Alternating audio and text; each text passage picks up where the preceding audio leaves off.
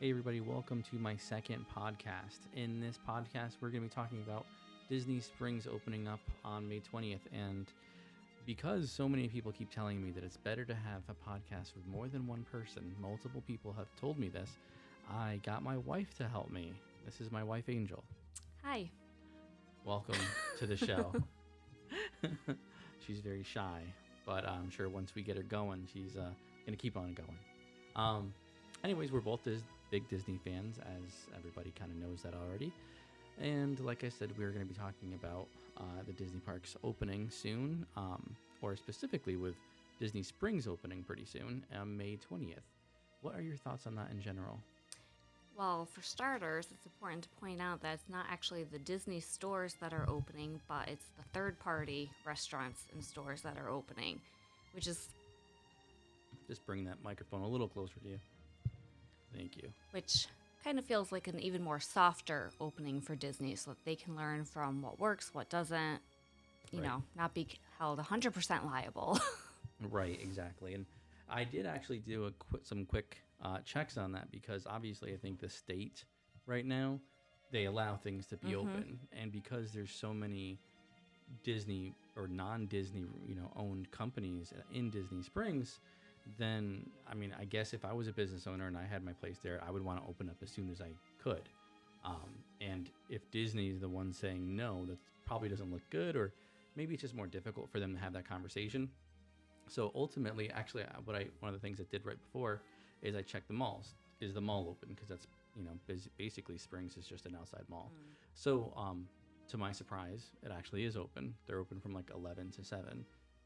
So if obviously with the state being open now, it shouldn't be surprising that Springs is opening up right now. But yeah, like we said, most of the stuff there is not owned by Disney. So, Well, they have a lot to have to balance, like, third-party companies, the state and government officials, fans and non-fan, it's all over the place. So I'm sure that's very stressful for them to try to make their safest decision that they actually want to, but then they have all those additional pressures. And like you said, it's going to be a good test to see, first off, if people show up. Do you think people are going to show up? Oh, yeah. Yeah. Not everyone takes it as seriously. Yeah. And then, some people are going to be curious and take their own safety measures and go and, evaluate how safe is it really. Yeah. So under the social distancing rules. Exactly. So I think that with them being open, I think people are going to show up. So this will be a good test to see how Disney really kind of responds to that. And I think they're going to do the normal stuff. They're going to be, if their people aren't in lines, like to pay for things, they're going to do this, the 6 feet rule and all that stuff, because those are generally easy to enforce. It becomes a real discussion of, when people go in there, they're not wearing masks. I'm pretty sure it's probably optional there. And then, if people are visibly coughing and things like that, like how is Disney going to respond to those types of things? Because I can't imagine they're going to do really much. That's usually the problem with a lot of these rules, is they put them in and they're more like guidelines because no one can really enforce them. And that kind of goes across the states. And if you guys don't know, we live in New York, upstate New York, and New York by far has the most strict guidelines and all that stuff. And we still, have way more cases than any other state. So it's a lot stricter for us up here than it is anywhere else. It's kind of how we are used to. So seeing Florida, they're a little bit more lax. I think a lot of the southern states in general are a little more lax than up here. I did see, did you know there was a chief medical officer for Disney? I read it a couple days ago, so I did. But not initially. If you think about it, they do have first aid stations, and they have to train their staff members to do something or other. So I guess that makes sense. Yeah, and I read this from a bunch of people too. Everybody was kind of surprised that, this position first exists. And secondly, it's kind of weird that we're hearing about, from this person so much time into when everything kind of started. Because I would think that Disney would kind of put this person in front of everyone a long time ago, saying, hey, we have, here's our chief medical officer. She's going to guide us through getting through this, but we haven't heard anything except for this random email that basically says Did they nothing. newly hire her? I don't think so. I don't know that for sure. they don't say anything to that. Maybe they did. If they did, then that's cool. They should have said, and introducing this person, she's gonna help us. But basically, this email, this is them showing. I have this on my computer here, and I'm showing her. This is Dr. Pam Heimel, Disney Parks, blah blah blah.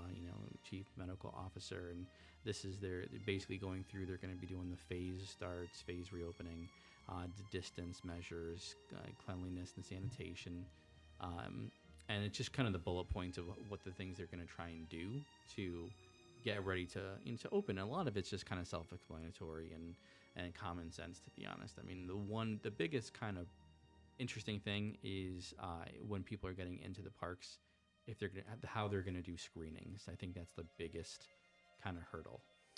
Oh, and just to note, she's been there since 2010, so almost 10 years. Wow, we're just hearing That's her. not a new thing. Interesting. All right. Well, I guess the only other thing I figured we'd talk about real quick is screenings. I got an email from Universal a couple days ago, and it was a survey. And I think Disney and Universal are both going to be doing more of these. But it was a really long, surprisingly long survey. And it was all situational stuff about when, we would feel comfortable with going back, what kind of situations we would, feel comfortable with, stuff like that. So would you feel comfortable with, wearing a mask all day long at a park in general? Here's the thing about masks. You don't know whose mask is working and not working. How many, I've done my own research for making our own, 4 or 5 layers because I tested with different things that I found and heard.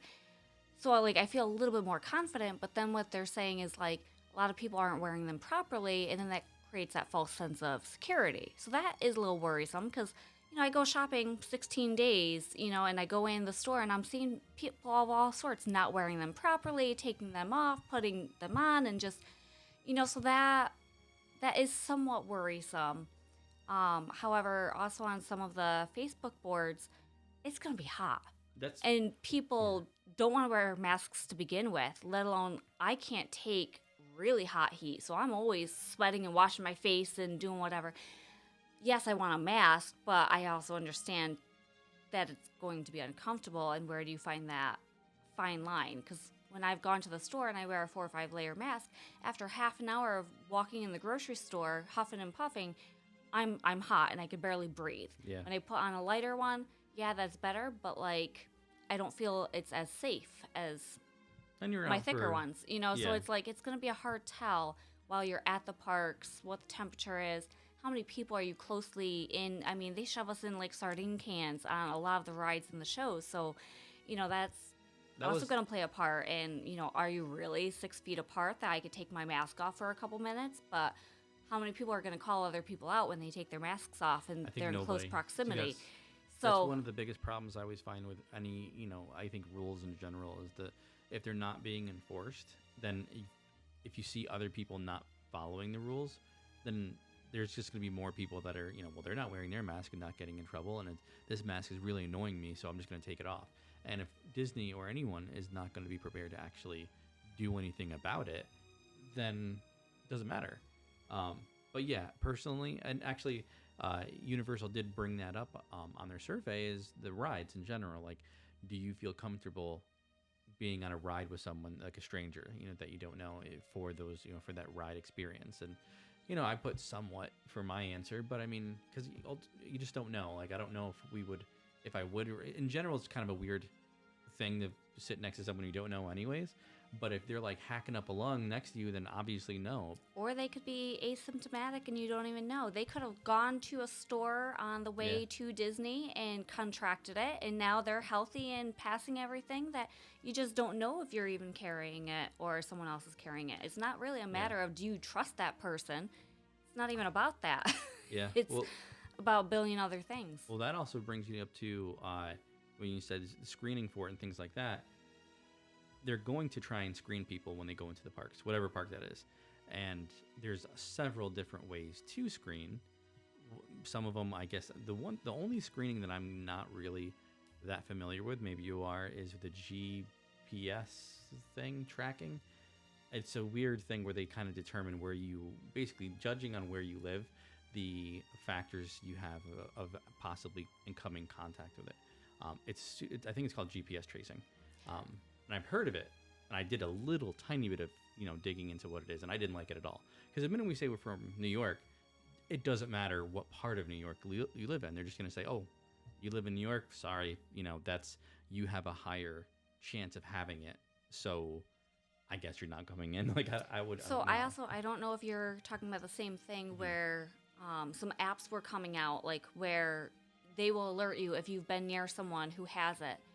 But are people going to accurately report, "Hey, I had this," so whatever? Or upstate New York, we haven't had tests in weeks. Yeah. Now we're finally getting tests. People can finally get tested, but you've got people that were sick for months, unable to be tested, sheltering in quarantine or whatever, not really knowing if that was, so like I don't see a lot of people accurately like how do you? I mean, exactly. If tests are that hard putting to get, it in. yeah, if tests are that hard to get for states in general, then what test are they going to give you at the gate that's actually going to work? Because if not, because I'll just go there and get tested if they have a real test there, and then regardless of whether I want to go in or not, because clearly they have some type of scanning. Now, if they're just doing temperature checks, I don't think that's.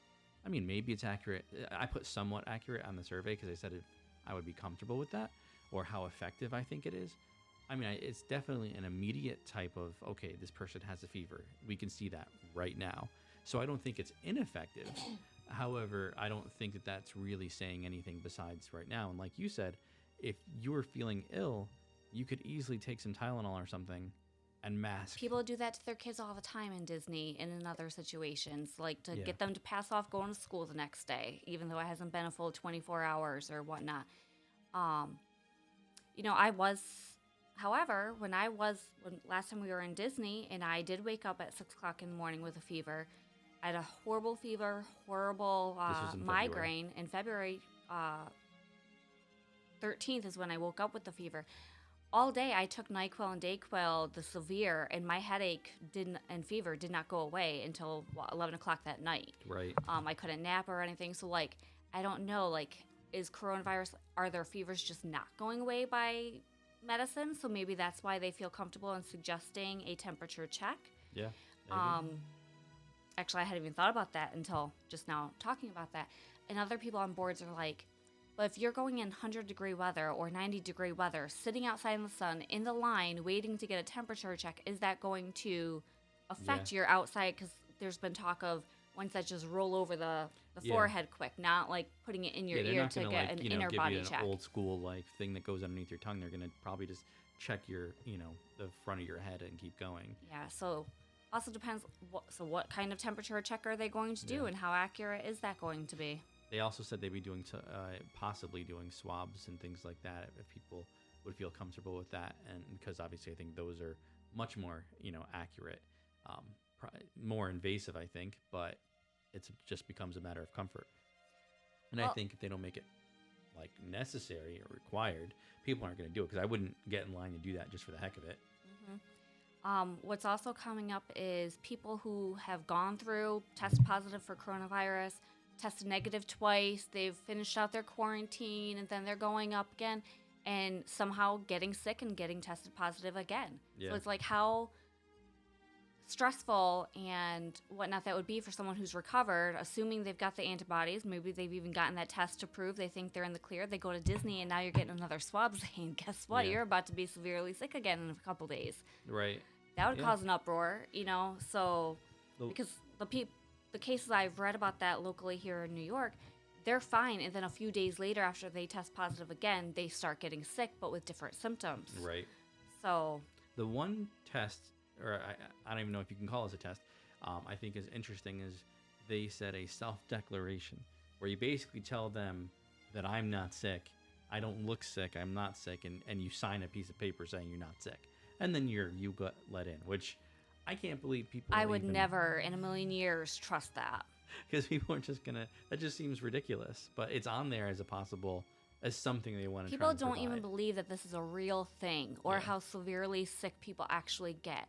And the whole, oh, well, if you're over 60 and you're high risk because you have diabetes and this, that, and the other thing, that has not necessarily been the case at all. Mm-hmm. So, like, people who don't think that they're in that risk bracket, they're going to be like, I'm not sick, I'm not getting tested. Like, Right. I 100% would never trust that kind of paperwork.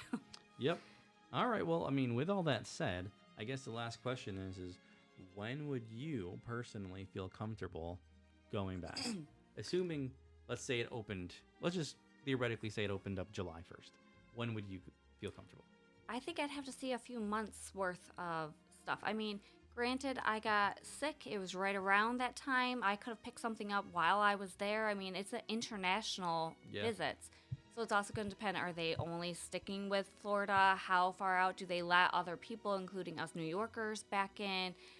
You know, if it takes 2 to 14 days before getting it, like, I'd want to be seeing, you know, prove results that none of your guests have tested positive after being there. Yeah. And I think that's going to be hard to do, because even when I went to the doctors, I couldn't breathe. They wanted to test me for pneumonia.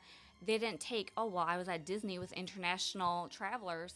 Right. Serious to even think that it was a warrant for a coronavirus test. Right. And yeah, I do remember when we were in February, it was really at the very beginning, very, very beginning talkings of, you know, a possible virus coming into the United States. And obviously everyone listening to this knows that Disney World is very, very like the kind of the hub of really one of the big hubs of United States, of where international travel, probably in New York and Florida, I'd imagine, get all that. So there's a very good chance that, you know, you did get that, and it was just early and no one really knew.